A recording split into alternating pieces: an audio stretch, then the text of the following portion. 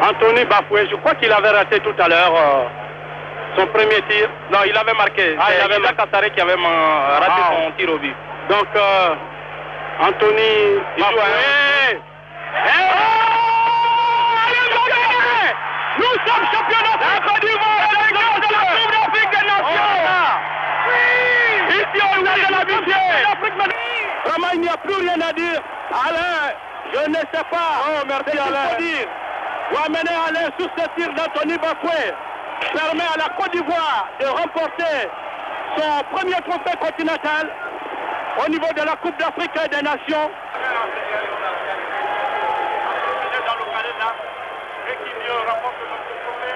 Et voilà donc le président qui va remettre le trophée à Gagné Félix Gobert, le trophée Nelson Mandela. Gagné Félix Gobert, c'est un événement historique dans notre pays et ils sont tous contents. Donc il a marqué Gagné Félix Gobert et tous les autres.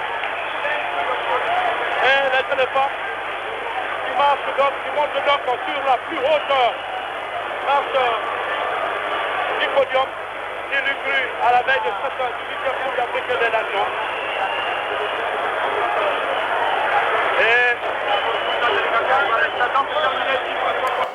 Bonsoir à tous, je suis le 153 sélection, Zokora Didier Maestro, Aigle. Ce soir, on parlera de 92, cette époque qui a bercé mon enfance, qui m'a donné envie d'être footballeur, de pouvoir porter un jour le couleur de la Côte d'Ivoire, orange, blanc, vert. Cette époque où tous les Ivoiriens étaient unis par une passion, le football. Bienvenue dans la team de Maestro.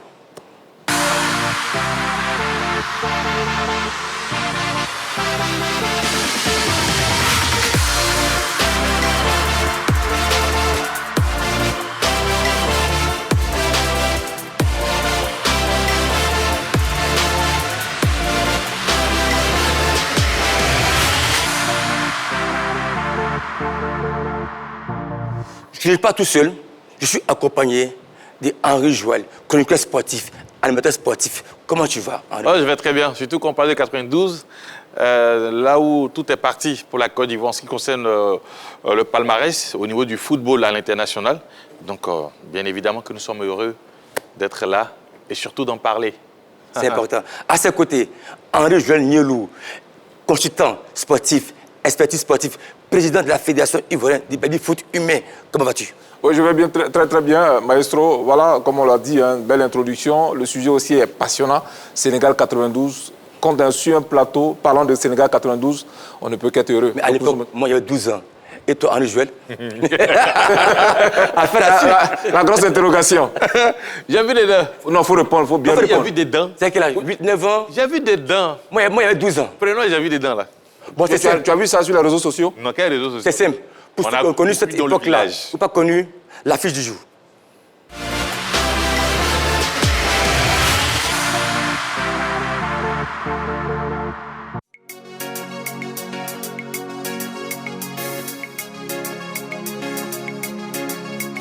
Plus de 30 ans après l'exploit mémorable de 1992 et fort de ses sacres en 2015 et 2023, le football ivoirien continue de briller. Pourtant, il est essentiel de se remémorer et de saluer la trempe unique de ceux qui ont les premiers hissé la Côte d'Ivoire sur le toit de l'Afrique. Kadji Seli, Thierry Joël, Abdoulaye Traoré et leurs coéquipiers ne furent pas de simples vainqueurs. Ils incarnèrent une génération à part, forgeant leur succès avec des qualités distinctes et une identité de jeu particulière, souvent éclipsée par le faste des éditions plus récentes. Ces pionniers de 1992 se distinguaient par une robustesse physique et une farouche détermination qui caractérisait le football africain de l'époque. Leurs matchs étaient des batailles intenses où l'engagement et la résilience primaient. Thierry Joël, par exemple, symbolisait le buteur puissant et infatigable, capable de porter l'attaque avec une force de caractère inébranlable. Abdoulaye Traoré, lui, était un véritable renard de surface, capable de débloquer les situations les plus complexes.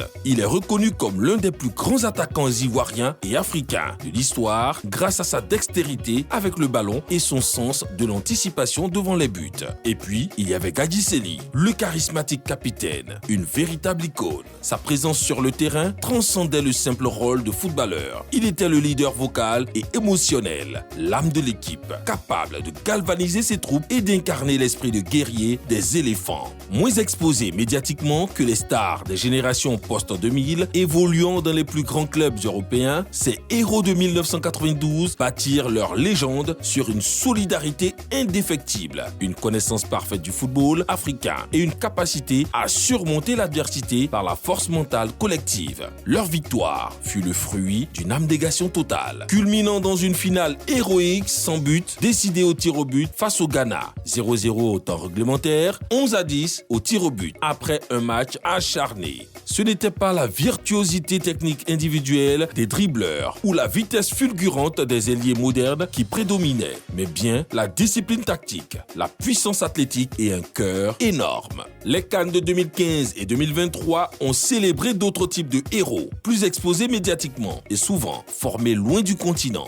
Mais le souvenir de 1992 nous rappelle qu'avant eux, il y eut des géants dont la grandeur résidait dans une force brute, une intelligence de jeu authentique et une capacité à forger la victoire dans l'adversité pure. Ils restent à jamais les premiers éléphants d'or, des modèles de résilience et de courage. Comme prévu, on parlait de deux joueurs qui ont marqué l'histoire du football ivoirien. Ces deux joueurs, sur le terrain, ça va se trouver. Ces deux joueurs m'ont donné envie d'être footballeur. Ces deux joueurs, c'est vrai que le football, c'est un sport collectif, mais ces deux joueurs ont permis à la Côte d'Ivoire de pouvoir s'hisser parmi les grands. Ces deux joueurs ont donné envie à tout ce monde, tous ces gamins de rêver grands.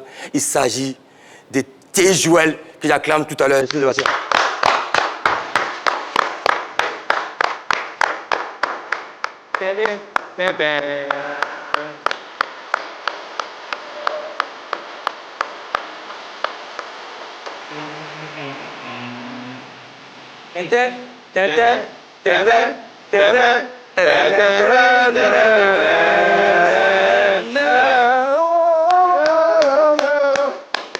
T-Joël, comment vas-tu?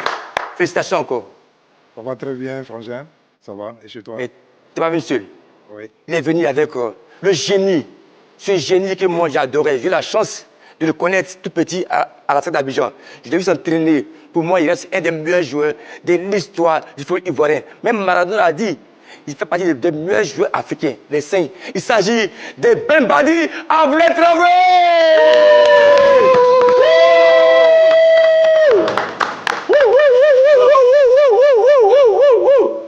Ben Badi Abdoulaye Traoré. À tous les deux, c'est la masterclass. Respect, considération. Il a déposé, hein. Waouh, waouh, waouh, waouh, waouh, waouh. Le 10. Le 10, hein. Le 10. Et Rabat Madjer. Comment vas-tu, Ben Badi? Je vais très bien, merci. Merci. Henri Joël. Oui. Comme je vous parle l'ai de dit. Thierry Joël. Oui. Abdoulaye Traoré. Quel souvenir tu as en tête? Le souvenir d'un duo qui a permis à la Côte d'Ivoire de gagner beaucoup de matchs et surtout des trophées. Voilà, un peu plus avancé, l'autre dans le dos, qui faisait les passes, et l'autre qui avait la capacité, dos au but, de pouvoir rapidement se retourner et de frapper pour marquer des buts. Je ne sais pas si je peux le dire, mais quand je vois ces deux paires, je pense à Arnaud Dédanier et Didier Drogba. C'est que ces deux, c'est différent, mais sur le terrain, les deux, ça va se trouver. Oui, Il y a un match, il y avait cette complicité-là, oui. Moi-même, ça me contre le Maroc, ici, à Abidjan, une de T-Joël avec Abdoulaye Traoré, la tornade. Ouais. Il doit m'expliquer ça, parce que ça, pour moi, c'est un rêve. Oui, il va expliquer. Il va expliquer. Vas-y. Il va expliquer. Donc, comme je le disais, c'est quand même un duo qui a permis à la Côte d'Ivoire de pouvoir exister offensivement dans différents matchs, dans plusieurs matchs même, et qui a permis à la Côte d'Ivoire de pouvoir s'imposer au Sénégal en 92. Aujourd'hui, nous les avons ici. C'est une joie inespérée, même, d'ailleurs, il faut le dire comme ça, d'être en face de deux monuments du football ivoirien. Moi, les deux, hein, ils ont, le point commun, c'est l'efficacité. Sinon, l'autre, il est combatif et l'autre, c'est la finesse. Donc, Abdoulaye Traoré, d'une petite gestuelle technique, automatiquement, il te met le ballon au fond. Mais T-Joël, vous le connaissez, il est comme le... Mais Nielou, je pense que, comme cela, Ouais. je pense que c'est mieux d'adresser la parole aux invités. C'est vrai. Je pense que Zobou, quand même, a dit, hein, il ne connaît pas d'abord par T-Joël. Ben, merci beaucoup. Cette époque-là, voilà, nous, le savoir. On était tout jeune, moi, il y avait 12 ans. Il y a 8 ans. Non, il avait 5 ans. 5 ans. J'avais, on dirait... Donc, Bref. Non, avant tout propos, je voudrais d'abord vous saluer. Merci. Saluer la chaîne qui nous fait l'honneur d'être sur ce plateau. Et c'est vrai que pour nous, ça a été... moi, ma carrière a été une carrière, je dirais, réussie. Voilà, je suis parti de rien. Voilà, et je me suis retrouvé au Havre en 85. Et puis bon, j'ai arrêté en 2002. Donc, avec beaucoup de joie, beaucoup de peine, tant en sélection qu'en club. Mais vous disiez tout à l'heure que cette paire-là, Aboulaye et moi, vous savez, je vais vous raconter une anecdote. C'est de ça qu'il s'agit même. On ne se connaissait pas. Voilà. Aboulaye jouait au Stella. Moi, j'ai joué encore à l'Africa, tout jeune. Et quand je suis venu au stade, il était un peu au Stella et après, il allait à la SEC. Et c'est là que nous sommes connus, voilà, dans ce championnat ivoirien, dans les années 80. Et puis, quand j'ai rejoint la sélection, lui, il était avant moi. Et tout de suite, le feeling est passé parce que, voilà, Dieu nous a donné ce don-là. Dieu nous a donné ce don-là. Il a fallu qu'on travaille pour arriver où on devait arriver. Et puis, on a été tout de suite dans les entraînements, dans les échanges. Et voilà, le feeling est passé. Et donc, étant intelligents les deux, voilà, sur le terrain, on s'est retrouvés facilement. Donc, il n'y a pas eu d'entraînement spécifique ou voilà, d'autres choses à faire. Mais voilà, c'est l'instinct qu'on avait nous deux, quoi. Mais à toi Ben Badi, oui. Portier numéro 10 sélection de Côte d'Ivoire, avec tes qualités, ton placement, ton sens du but, à tes côtés, tes joueurs, qu'est-ce que pour toi ça représente sur le plan sportif en tant que grand footballeur? D'abord, avant de répondre à ta question, permettez que je remercie aussi à toi d'avoir eu une idée géniale de t'avoir comme, comme présentateur de la team Maestro. Quand on nous l'a dit, on ne croyait pas, mais après, on s'est dit que ça en valait la peine parce que tu es quelqu'un qui aime beaucoup apprendre. Et franchement...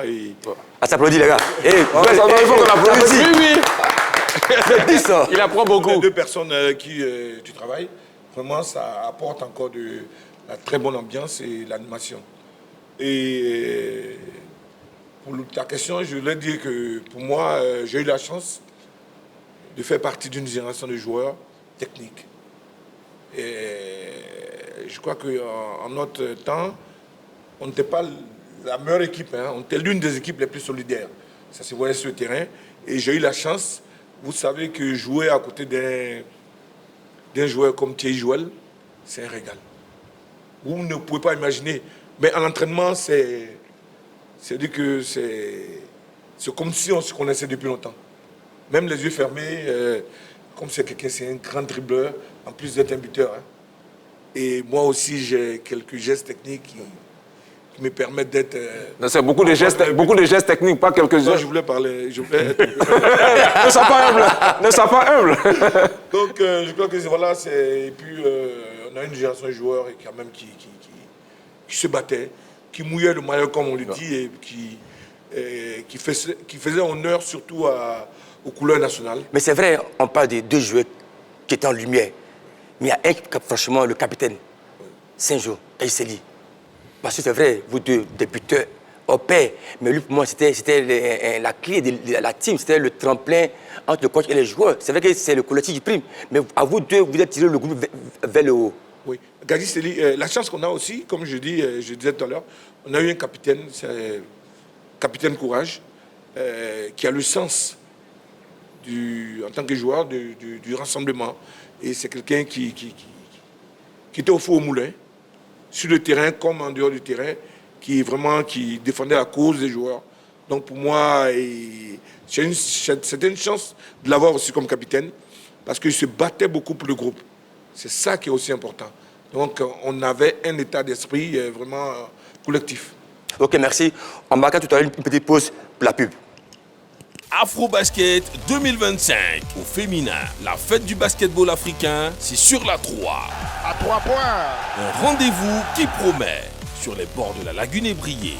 Sensation unique à vivre avec les nouvelles pépites africaines. Attendu pour un spectacle inouï. Bataille rangée à distance entre les tenants du titre du Nigeria, les plus titrés du continent venus du Sénégal et les baroudeuses du pays organisateur, la Côte d'Ivoire. Et le contre! Ne ratez rien, des dribbles, des passes et des paniers qui vont sublimer la compétition. Du 26 juillet au 3 août en direct sur la 3.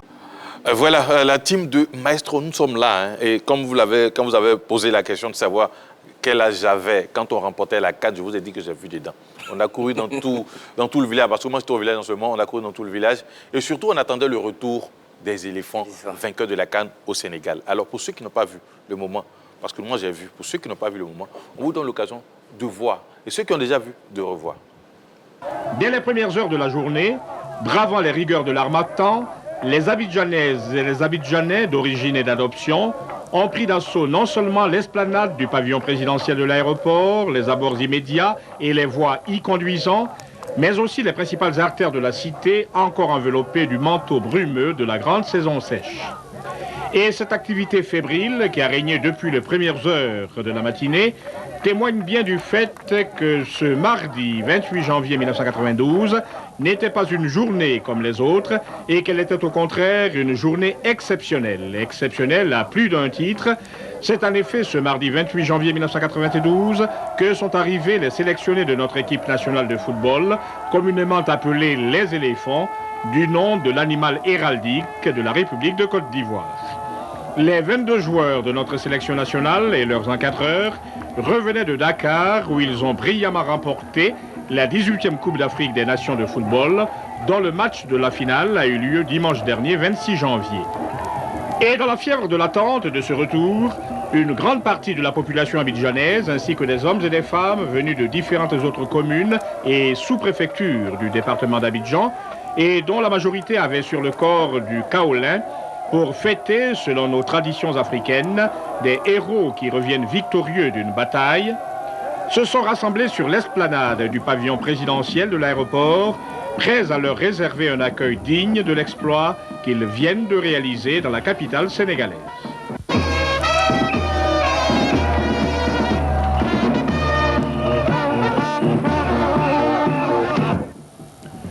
Le président de la République a tenu à se rendre lui-même à l'aéroport pour accueillir personnellement ceux qu'il n'est pas exagéré d'appeler nos héros de Sénégal 92.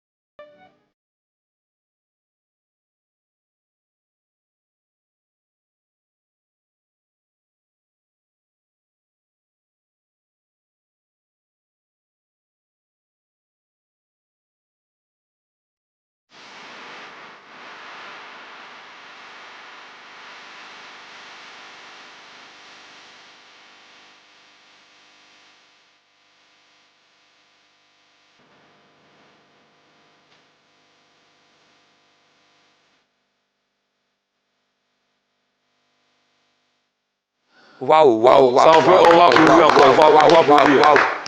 Quel des souvenirs. Moi, il y a 12 ans à l'époque. Je prends le bus 27. Je vois un plateau. Je pars au stade. Il y avait du monde. On me piétine. Me retrouve aussi mélangé. Je suis à Tikoubé. Vraiment, ça m'a marqué mon enfance. Chapeau à avoir compris les applaudissements. Mais avant de commencer, le fait de voir ces deux maillots-là, l'orange avec le modis Abel Traoré, le 9 de Tejouel, quel souvenir, mais quelle sensation ça donne. Parce que c'est 92, date de longtemps. Voir ces deux maillots aujourd'hui, là, quelle émotion vous avez? Mais c'est une joie parce que nous sommes partis de très loin. Et ce que les Ivoiriens n'avaient pas compris ou vu, c'est que nous avons commencé à San Pedro, dans beaucoup de difficultés, la préparation.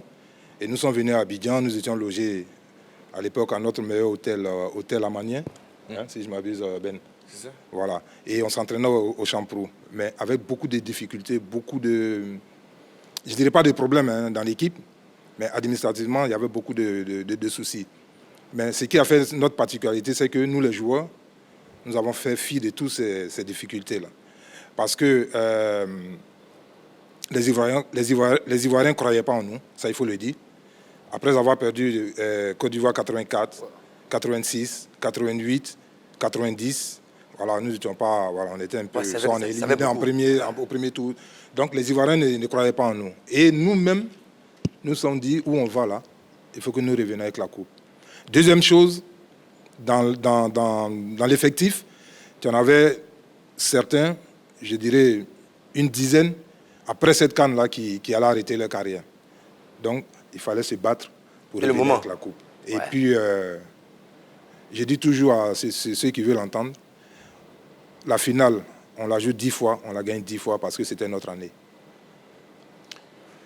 C'est moi à dire là-dessus sur cette belle finale-là. Oui, cette belle finale, déjà le scénario lui-même, du début jusqu'à la fin, en passant par les tirs au but, mais surtout l'arrivée que nous venons de voir à l'instant. Il faut préciser que c'est un reportage de Joseph Dumondé, journaliste, je dirais l'un des meilleurs que la Côte d'Ivoire ait connu depuis que ce métier a été introduit ici en Côte d'Ivoire. C'est lui qui a réalisé ce reportage que nous venons de voir avec, bien sûr, les images d'archives au niveau de la RTI. Maintenant, vous avez évoqué quand même des difficultés au niveau de l'administration. La préparation, oui. Alors, comment ça s'est passé? Parce qu'il y a eu ce problème au niveau de l'entraîneur, où on devait remplacer, les joueurs se sont opposés. Finalement, Yeo Martial est parti. Comment ça s'est passé? Mais vous savez que, moi, souvent, quand j'entends les gens dire que le football n'est pas politique, mais le football est politique. Parce que, effectivement, il y avait l'un des meilleurs entraîneurs du championnat, M. Philippe Troussier, qui était là. Oui. Et quand on était à la SEC en ce moment. Qui était à la SEC, oui. Et quand on devait aller au Sénégal, on ne sait pas par quelle alchimie, mais Yo devait partir. Et puis, M. Troussier prendre la tête de l'équipe. Mais c'est là aussi que nous avons eu cette force de pouvoir soutenir notre père Yeo, parce qu'à l'époque, il était l'entraîneur, mais voilà, on le considérait comme notre papa. Et on a fait bloc autour de lui. Finalement, les dirigeants n'ont pas... La fédération n'a pas... Quand elle a vu ce bloc-là autour de Yeo, elle était obligée de céder pour que Yeo puisse partir. Je ne sais pas tous les contours, mais ce que je sais, c'est que Yeo ne devait pas partir au Sénégal. Comment vous accueillez? D'abord, qui vient vous dire que... Et quels sont les arguments qu'on vous donne par rapport au fait que ce soit Troussier qui conduise l'équipe au Sénégal? Ouais, nous étions en pleine préparation dans un hôtel à Makori, là. Et il y a quelqu'un du ministère qui est venu nous voir pour nous dire qu'il y a Troussier qui doit arriver, Philippe Troussier, qui pour moi est l'un des meilleurs entraîneurs que la SEC ait connu, qui venait remplacer Yeo Martial. Alors qu'on a fait toute la préparation dans des difficultés, avec beaucoup de misère avec Yeo Martial. Donc pour nous, on s'est dit qu'on souhaiterait continuer avec le coach Yeo, quitte même à sortir au premier tour, mais ça a permis de créer une solidarité dans cette équipe. On était à combien de mois comme ça du début de la compétition? Je pense qu'on était à 2 ou 3 semaines, parce qu'après ça, on allait au Portugal en stage. Voilà aussi où on a connu des difficultés. Donc pour nous, il n'était pas question qu'on accepte le changement d'entraîneur. Donc on est allé au ministère, tous, on a pris un car, c'est ça, on est allé au ministère voir le ministre en son temps qui était René Dibi. On lui a fait savoir que vraiment, on souhaitait rester avec notre coach Yeo Martial. Et vraiment, on va se battre. On va donner tout ce qu'on a pour faire bonne figure au Sénégal. Vous parlez, ça, pour moi, ça s'applaudit. Ça montre la solidarité. Le collectif qui prime dans chaque équipe. Et pour moi, c'est important. Moi, j'ai envie de demander à Théi Joël, pendant la finale, il y a le pénalty que tu loupes. Juste après ce raté, comment est-ce que tu te sens ou d'où tu as tiré encore ces ressources pour continuer le match? Je vais en venir, mais Ablaye parlait du timing tout à l'heure par rapport Au changement d'entraîneur. au changement d'entraîneur. Nous devions prendre l'avion, je crois, 2 jours avant pour aller au Portugal pour le stage. C'est là qu'on a eu ces petits malentendus d'entraîneur. Mais bon, le penalty, j'en ai tellement marqué. Et je voulais vraiment donner cette victoire à mon pays. Mais bon, je n'ai pas eu de réussite. Et puis, moi, à cette époque-là, j'avais 31 ans. Voilà, donc j'avais déjà 7-8 ans de championnat français. Donc, bon, les ressources sont venues comme ça. Voilà, un penalty, ça a été raté, ça a été raté. Et comme je l'ai dit tout à l'heure, si on le rejouait 10 fois, on allait gagner. Donc, le penalty raté, c'est vrai que ça a été fait, ça m'a fait mal. Mais j'avais confiance quand même à notre dernier rempart, Alain Guaméné. Je savais que, voilà, il allait nous donner... C'est quoi la prochaine rubrique? La prochaine rubrique, ce sera... Oui, surtout au niveau de cette sélection. Et on va essayer de comparer cette sélection à ce que nous avons connu. Après, on a posé la question aux Ivoiriens en ce qui concerne la différence entre les éléphants de 92 et ceux que nous avons maintenant. On a tendu notre micro aux Ivoiriens. Voilà leur réponse. Effectivement, en 92, il a joué avec le mental et non seulement à quelques jours, pour ne pas dire à quelques jours du match, ils avaient voulu changer l'entraîneur, mettre Philippe Troussier à la place de Yeo Martial. Il y a certains joueurs qui se sont plaints, qui ont dit non, ce n'était pas possible que Yeo avait commencé l'aventure avec eux, il faudrait qu'il termine avec eux l'aventure. C'est ainsi, il y avait un groupe soudé, je dis bien soudé. Les joueurs se connaissaient ici, chacun connaissait la valeur de son ami. Donc ce qui a fait qu'ils étaient soudés. Il n'y avait pas d'ego parmi eux. C'était la solidarité. Quand Gadi Sili, en tant que capitaine, il dit à un joueur, ah, fais ça, automatiquement le joueur se mettait à faire ce qu'il demandait. Il y a une faute, le joueur répare d'abord la faute avant de crier sur le joueur ou de crier sur son partenaire. C'était ça. En 1992, on avait une équipe vraiment solide, comme on le dit, une équipe vraiment battante. Les joueurs se parlaient. Il n'y avait pas de différence pour dire telle personne est dans tel club et telle personne est dans tel club. Bon, tous les joueurs étaient égaux.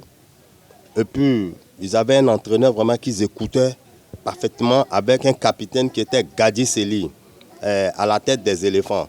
Même quand l'entraîneur n'arrivait pas à parler aux joueurs, c'est Gadi Sili qui les réunissait et puis ils s'entendent sur un plan de jeu tactique, machin, et puis voilà, chacun se donnait au fond, quoi, pour mouiller le maillot, vraiment, pour le drapeau de la Côte d'Ivoire, pour la nation. Et par rapport à l'équipe de maintenant, comme on le dit, la nouvelle génération, bon, on a beaucoup de joueurs qui sont talentueux, qui jouent dans des grands clubs, comme Arsenal, Chelsea, qui sont passés un peu partout en Europe. Mais je me dis que chacun jouait l'individualité, chacun voulait se montrer plus. Or, en 92, ce n'était pas le cas. Les gars jouaient bloc, collectif, ils s'entendaient très bien.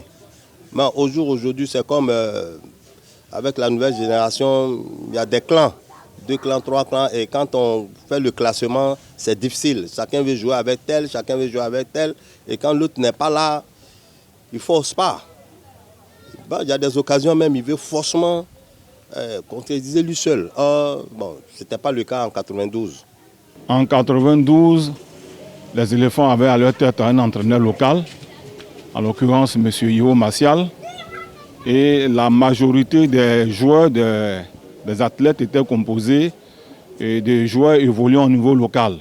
Je me rappelle de Akakwame, d'Alain Guaméné, notre gardien.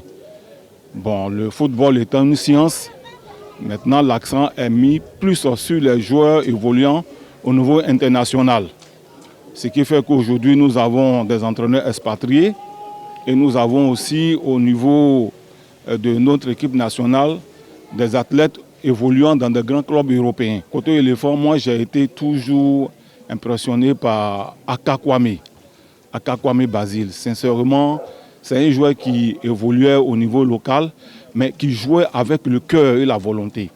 Et c'est ce qui m'a toujours amené à avoir du respect, de la considération pour ce joueur. Je me rappelle toujours aussi du gardien Alain Guamele. Et puis il y a Siedonade Olivier. Aussi qui évoluait à la SEC, un joueur local aussi qui a vraiment m'a fait bonne impression. Et ce sont des joueurs qui évoluaient au niveau local, qui évoluaient dans le championnat ivoirien. Ce sont des joueurs qui jouaient avec vraiment la volonté. On les connaissait plus par rapport à ceux qui évoluaient en Europe. Les éléphants 92, c'était vraiment la conviction. Du tic au tac, les gars ne réfléchissaient pas. C'était tout de suite la sélection. Faire plaisir à la nation, c'était ça avant. Mais maintenant, les positions, les convictions personnelles, c'est-à-dire que se faire plaisir, avoir des noms pour se positionner au niveau des clubs. Dans le temps, il n'y avait pas beaucoup d'argent et les gens se donnaient pour faire plaisir au peuple. Et c'est ce qui est bon dans le football. Le football, c'est quand il y a le plaisir pour le peuple, mais maintenant, les gens se donnent beaucoup plus à l'argent et ils font vraiment l'effort pour être vu par les grands clubs, pour être retenu par les grands clubs. Donc, c'est plus vraiment l'amour même du pays. Waouh. Franchement, beau reportage. Tout le monde est unanime. On parle de solidarité, du collectif, l'envie de se surpasser. Et ça, pour moi, pour un groupe, c'est important. Et que pensez-vous de ce message des Ivoiriens à votre égard? Mais ça nous fait plaisir parce que, je crois que le deuxième intervenant l'a dit, il y avait cette solidarité-là. Et puis, c'est la particularité même de ce groupe, de cette équipe. Effectivement, ils l'ont dit, il y avait, je crois qu'on était entre 4 ou 5 professionnels. Ouais. Donc, le statut venait c'était des locaux. Et ça nous a beaucoup apporté parce que, voilà, il n'y avait pas cette différence-là de professionnels ou amateurs ou ceux qui jouaient au pays. Non, on était vraiment une famille.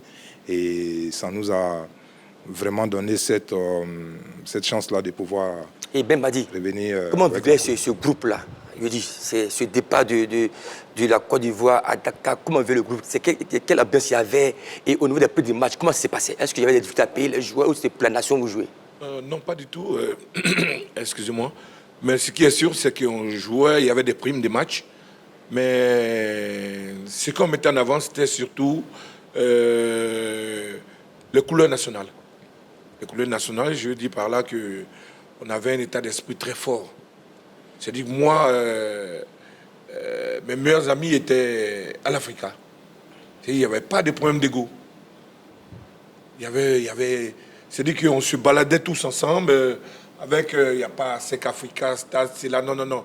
On était, même nos familles se connaissaient, on rendait visite aux autres, c'est-à-dire sans animosité. J'ai une image qui me vient en tête, je ne sais pas si je me souviens, lors de la finale. Oui. Abri Pelé, qui est le meilleur joueur de la Coupe d'Afrique, qui est sur le banc de touche. Et est-ce que c'est normal pour vous? Comment ça se passe? Non, mais vous savez que quand vous êtes prédestiné à remporter un trophée, il y a tout ça. Il y a tout ça qui rentre dans la ligne de compte. Tu l'as dit, hein? Tu l'as dit, c'est vrai. Même si c'était là, on a dit. Non, j'ai déjà dit ça. Non, ça je ne peux pas dire si c'était là ou non. Je veux dire par là qu'il était au sommet de son art. Bien sûr, c'est vrai. Ouais. Mais quand vous avez appris qu'il n'allait pas participer à la finale, vous êtes dit ouf, nous allons remporter? Non, mais attendez, ça fait partie de la stratégie. Je vais montrer une bagarre entre Pablo, c'était lui le chef. Oui, parce que tout petit, il voit l'image là, avec Pelé qui ne joue pas. Mais c'est le touche, il dit waouh. Non, mais c'est impressionnant. Pablo avait raison. Ayant écopé d'un carton rouge, logiquement, il ne devait pas sur le banc de touche. Il devait dans les tribunes. Mais vous savez, on a joué quand même la demi-finale contre les Camerounais, qui étaient encore, pour moi, meilleurs que les Ghanéens. Hein. Et puis, il y avait des grands noms de Cameroun. Donc, moi, quand j'ai appris que c'était le Ghana en finale, je vous dis la vérité aujourd'hui, j'étais serein. Serein, ok. J'étais serein. Surtout le Ghana sans Abedi. Hein. Voilà, sans Abedi. Bien sûr, sans Abedi. Donc, Ablaye avait peur de... Non, il n'a pas peur, il a C'est pas raison. une question de peur, mais bon. Il était au sommet, comme je dis, il était au sommet. C'est-à-dire qu'Abedi était... Non, mais tout lui réussissait. Il tirait l'équipe à lui tout seul. Hein. Ouais. Et puis on vous dit qu'il ne joue pas la finale. On marque une pause pour la publicité. Ben Badi, tu parlais des Abedi Pelé était au sommet de son art. Oui. Bon, moi, Voilà, vas-y, rapidement, dis-moi tout. moi j'ai dit ici, en off, que même s'il était là, on allait gagner. Ablaye, partage pas ton avis. Hein. Non, moi je me dis que on ne peut pas dire si quelqu'un était là, alors qu'il n'est pas là. Donc vraiment, moi je me dis simplement qu'il était au sommet. Même s'il était là, même malgré sa forme, on aurait pu débattre au tir au but. Mais je me dis que la différence entre l'équipe de Ghana et la Côte d'Ivoire, c'est que le Ghana était tiré par Abedi Pelé, alors que la Côte d'Ivoire, on avait un collectif. Voilà. C'est vrai. C'est ça qui a fait la différence. On n'était pas la meilleure équipe, hein, mais on était l'une des équipes les plus solidaires. Mais on bat en poule, on croise le Ghana, qui encore d'autres? Non, Non. l'Algérie. L'Algérie, le premier match, on gagne 3-0. Et à l'époque, tu joues 3 matchs, tu es en quart de finale. Ouais, c'est vrai. Donc, on a joué 2 matchs, un match nul et une victoire, on était en quart de finale. La Zambie 1-0, demi-finale le Cameroun, au tir au but aussi, je crois. Oui, au tir au but. Et puis la finale, on a fait 3 tirs au but, je crois. Mais Ben Badi, après, on va revenir sur cette talonnade-là. Mais ce que je voulais ajouter, 2 ans après, Abedi Pelé a joué en Tunisie. C'était encore la grande équipe. Tunis 94. Oui. On les bat 2-1. Voilà. Mais là, il y avait Bastien Michel, il y avait Kasper comme entraîneur. Ouais, il y avait Kasper. Pour moi, ça reste la meilleure équipe de Côte d'Ivoire. Non, mais c'est sûr. C'est sûr. L'une des meilleures équipes. Parce qu'après, il y a eu 2006 quand même. Faut pas oublier. Et puis, ironie du sort, bon, c'est Ablaye moi qui marque le but. Cette canne, tu marques 4 buts, hein? 4 buts, ouais. Deuxième meilleur buteur derrière Yekini. Un quadruplé face à Sierra Leone. Ouais. Ouais, là, Mais rapidement, moi je veux savoir, après cette finale perdue, par les gagnants bien sûr, je pense que vous avez parlé de 94 où la Côte d'Ivoire a battu malgré la présence d'Abedi Pelé. Est-ce qu'une fois, vous avez eu à discuter avec lui sur son absence en finale sur l'absence d'Abedi Pelé en finale face à la Côte d'Ivoire. Est-ce que vous avez eu l'occasion de parler avec lui? Et Non. Moi, je l'ai rencontré après. Mais vous savez, il y a des sujets qui fâchent, donc vous me Non, mais il n'y avait pas à parler avec lui. Il a eu un carton rouge. Oui. Voilà. Non, je veux dire entre il a eu 2 cartons jaunes. 2 cartons jaunes, voilà. À l'époque, 2 cartons jaunes, ça fait une copains, discussion. Oui, il n'était pas content en tout cas. Il voulait vraiment jouer cette finale et de se croire contre la Côte d'Ivoire. D'accord. merci beaucoup. On continue, hein. Ok. On continue. Vous savez, au cours de cette émission, on part à la rencontre de ceux qui sont un peu dans nos quartiers. Ah oui, Joël. les experts dans nos quartiers, et c'est bien sûr les tchatcheurs en vacances. Et donc, Balo Mohamed est allé à l'encontre des amateurs du football et du sport en général au niveau de Marc-Henri Remblai pour prendre leur avis sur la question du Ballon d'Or. Est-ce que Ousmane Dembélé mérite encore le Ballon d'Or? Voici en quelques mots, voilà ce qu'on peut retenir des tchatcheurs en vacances. On va suivre l'élément de Balo Mohamed Koné.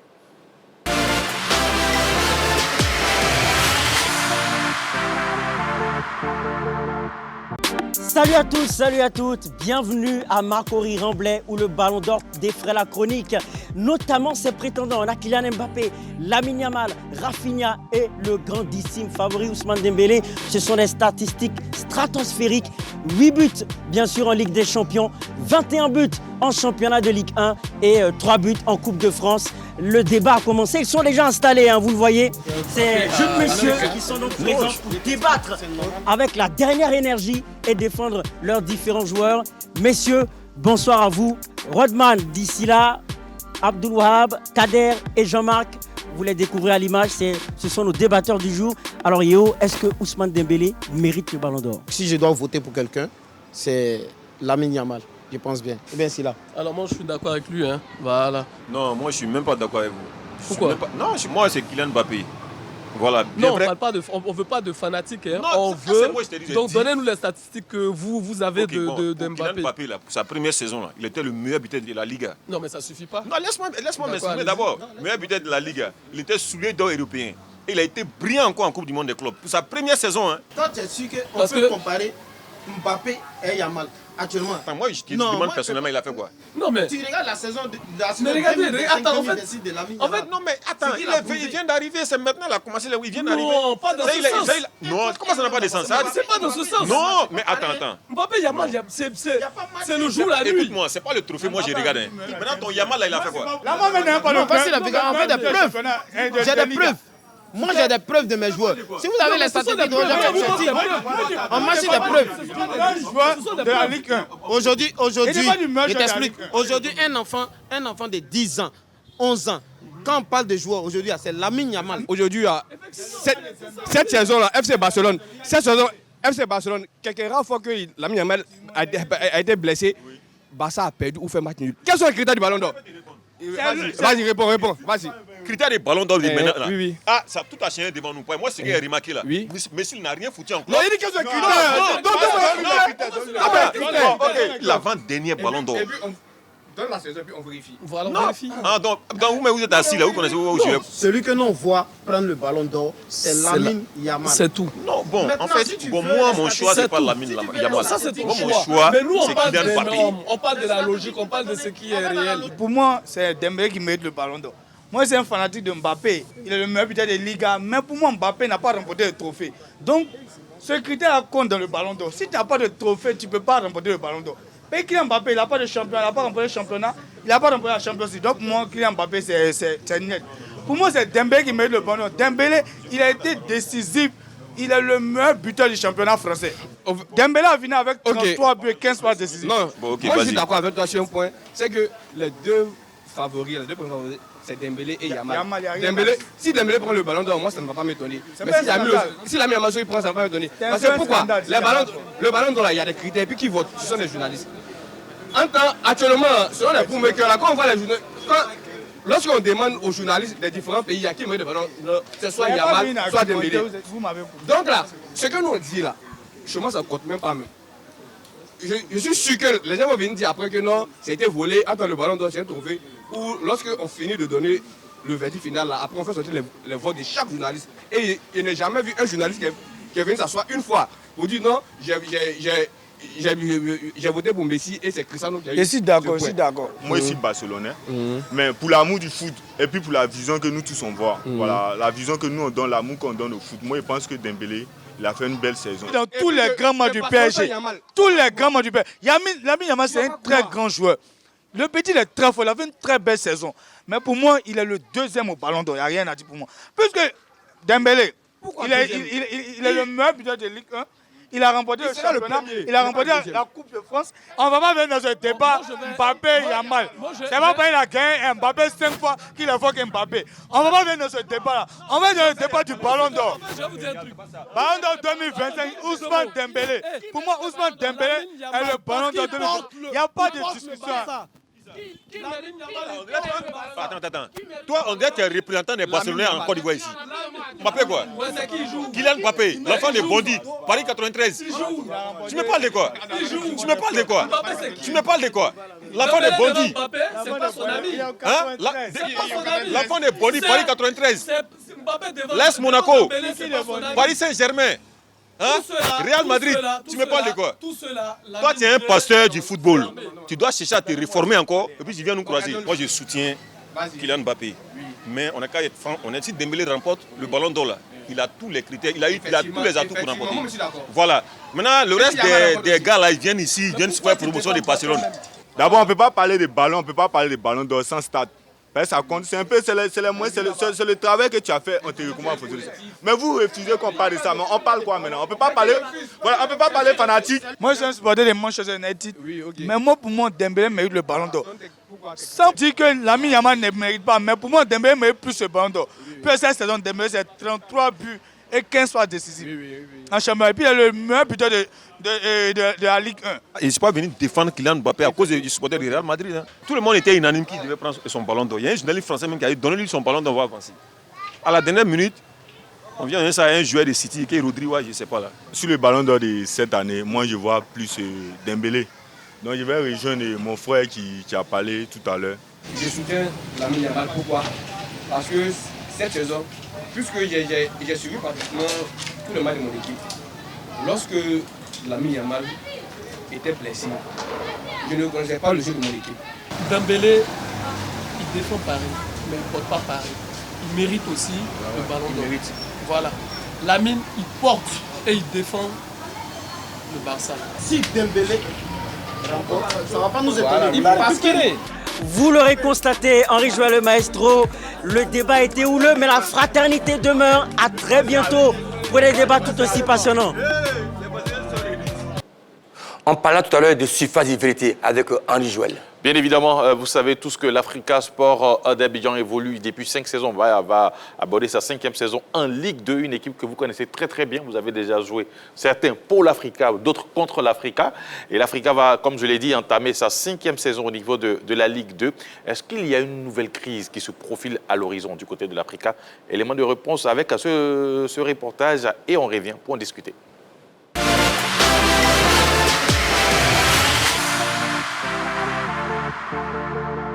En 2017, l'Africa Sport d'Abidjan enlevait son 21e trophée de Coupe nationale après avoir battu l'AS Tanda 3-0. Les voyants semblaient être au vert pour des joueurs volontaires comme Blezadi Hortalin ou encore Dao Nikez ou Gonazo Bitoma. La baraka était au rendez-vous, mais cachait en réalité un malaise profond dans la famille vert et rouge qui allait ressurgir pendant la saison 2019. Des sons discordants se font entendre entre le président du club, Alexis Vaba, et le président des supporters de club, Antoine Bailly, qui lui s'adjuge une fonction de président de club. Les dirigeants de l'Africa Sport d'Abidjan, qui n'arrivent pas à s'entendre, iront même jusqu'à nommer 2 entraîneurs et inscrire chacun son équipe à la Fédération ivoirienne de football pour le championnat national. L'aiglon vole alors très bas et sera placé sous administration provisoire avant qu'une autre élection n'élise en 2021 Kouyotea Narcisse, président du club.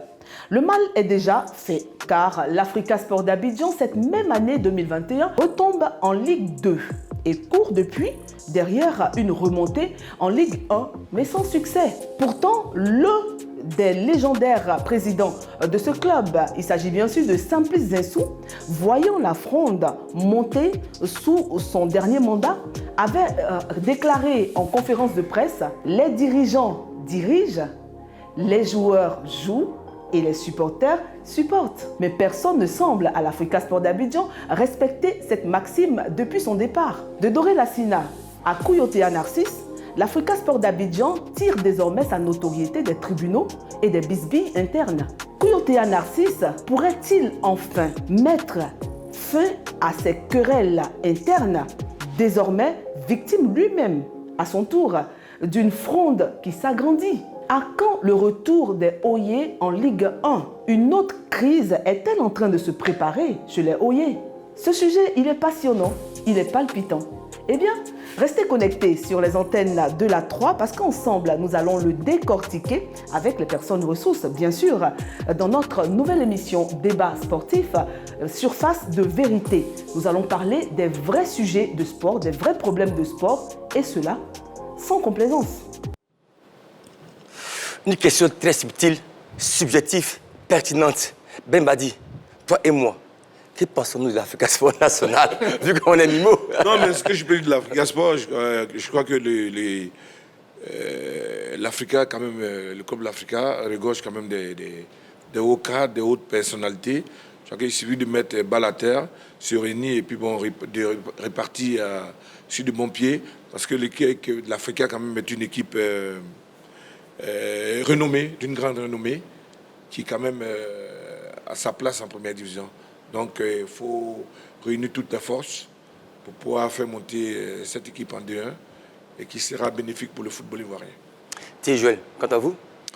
Moi, je dirais que c'est quand même un gâchis. Hein. C'est un gâchis parce que ce grand club aujourd'hui qui fait 5 saisons en Ligue 2, ben, écoutez, c'est l'Africa Sport. Et puis, c'est l'Africa Sport. Moi, j'ai joué autant de Zinsou. C'est vrai que j'avais entre 12 et 15 ans. Mais ce n'est pas l'Africa d'il y a quelques années. C'est dommage, mais j'espère que avec la nouvelle saison, tous ceux qui composent cette équipe-là, voilà, vont s'entendre et puis Henri Joël, aller de l'avant. en tant que consultant, expert sur le plan sportif, chez Africa Sport National, ouais, il veut dire à un moment donné, il faut quand même apporter son savoir à ce club-là, oui, à ce grand club. Je pense que ce qui manque à l'Africa, c'est la synergie d'esprit. C'est tout. Parce que quand certains sont en train de diriger, d'autres vont contre la direction, voilà, de ceux qu'on n'espérait pas être à la tête du club. Pour être plus précis, il y a certains qui luttent pour que Kouye et Théa Nassis échouent. Ils ne pensent pas à l'intérêt du club, à l'intérêt du club qu'ils aiment. Donc tu ne peux pas aimer une maman et souhaiter sa mort. Donc je pense qu'à ce niveau, il faut tout simplement repenser, essayer de créer la confiance entre les uns et les autres, de telle sorte que l'Africa bénéficie de toutes ses ressources, voilà, mentales, spirituelles, financières. Spirituelles surtout, parce que... C'est important, parce que... Voilà, moi, j'ai appris, attendez. Non, le diable c'est un quoi? Un menteur. Non, c'est important, le côté spirituel. Il y a certains qui envoient des messages au président pour lui dire que mon marabout est plus fort que ton Dieu, après que l'Africain ait échoué. Ah oui, c'est vrai, c'est la vérité. Donc je pense qu'à ce niveau, il faut que les gens mettent balle à terre, penser à l'Africa, parce que la vie sportive, la vie footballistique a besoin de l'Africa au niveau de la Ligue 2. Ligue 1, autant pour moi. Voilà. Henri Joël? Allez, il faut tout faire. Il faut tout faire pour permettre à l'Africa de revenir en Ligue 1. Voilà, parce que c'est un grand club, comme tout le monde l'a dit ici. Et ça va apporter, je dirais, cette énergie au niveau de l'élite du football ivoirien. Alors c'est à eux de s'organiser aussi. Aujourd'hui, c'est dommage de constater que l'Africa n'a pas un centre de formation proprement dit. Et je pense qu'aujourd'hui, c'est la base du football, la formation. Aujourd'hui, je pense que c'est ce qu'il faut faire. Ok. Je pense que peut-être c'est le fait qu'il soit aussi en association qui peut-être qu'il y a des problèmes. De mon côté. On verra comment ça va se passer. Et puis, il ne faut pas oublier aussi que c'est une émission que la directrice Cathy Touré-Godot va animer à partir de la saison prochaine. Donc voilà, on aura le temps de revenir en loin et large sur ce sujet au niveau de l'Africa Sport.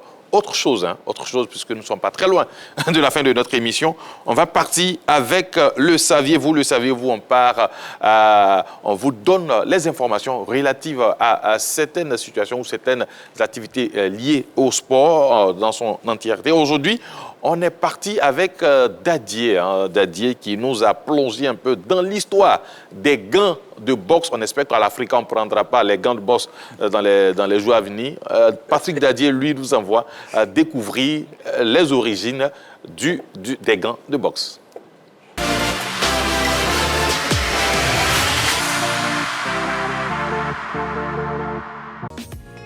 La boxe est une discipline sportive et un sport de combat qui oppose deux adversaires ayant recours à des frappes de percussion avec les gants. La première trace de protection des mains dans le combat à main nue remonte à environ 3000 ans dans la Grèce antique. À cette époque, les pugilistes n'avaient que des lanières de cuir enveloppant plus qu'amortissant les poignets et les mains. Ces bandes servaient essentiellement à soutenir les os fragiles des phalanges et à limiter les blessures internes plus qu'à protéger l'adversaire. Les gants de boxe, tels qu'on les connaît aujourd'hui, ont une histoire relativement récente, bien que les protections pour les mains aient été utilisées dans la boxe depuis l'Antiquité. L'invention des gants modernes, rembourrés, est attribuée à Jack Bruton, un boxeur britannique du XVIIIe siècle. Henri Joël, les gants de boxe, je pense qu'à l'intérieur, il y a quand même une mousse qui protège l'adversaire. Mais souvent, les coups aussi blessent l'autrui. Donc, je sais comment ça se passe. Je pense que ça a été inventé plus pour protéger celui qui les porte, pas l'adversaire. Puisque, vous savez, même quand vous frappez, vous avez là les quintaux. Les quintaux, ouais, c'est ça, les quintaux qui peuvent être touchés. Donc, je pense que ça a été fait pour mieux protéger celui qui porte, celui qui les porte. Donc, je sais que c'est comme les protèges tibias. Il y a aussi la mouche qui protège le joueur, pas l'adversaire. Voilà, on a quelques efforts. Merci beaucoup. Nous sommes au thème de l'émission. Tu as un mot à dire? Oui, je voudrais, avec votre permission, quand même saluer mes frères dames, si je peux dire ainsi. C'est-à-dire que tous ceux qui ont participé à la CAN 92, si vous me permettez en 30 secondes, je voudrais d'abord saluer le ministre Dibi, paix à son âme, le président Dieng, Paix à son âme, le docteur Bakayoko. Paix à son âme, Kassikwayo Lucien. Paix à son âme, Ali Doumia. Salut Yeo, Bonke, Alain Guamene, Yaka Kwame, Obo Hassen, Lignon, Nague, Samabo, Gadjiseli, Ben Salah, Didier Otokore, Begré, Abdoulaye Traoré, Moussa Traoré, Magui Sej, Alassane Ouattara, Louis Ruffin, Sie Donald, Diaby Sekana, le Séni Konaté et moi-même. On s'applaudit. Bon, merci beaucoup. Et là, maintenant, on parle de hommage. Et notre frère et collègue ami qui a perdu sa mère, Kouba Bari, à qui on dit soutien. Et il y a quoi encore pour toi? Merci à tous. C'était la team des maîtres, le 153 sélections. Toujours en l'air. Jamais par terre. Deuxième, c'est quoi? Un menteur. À la prochaine. Aigle.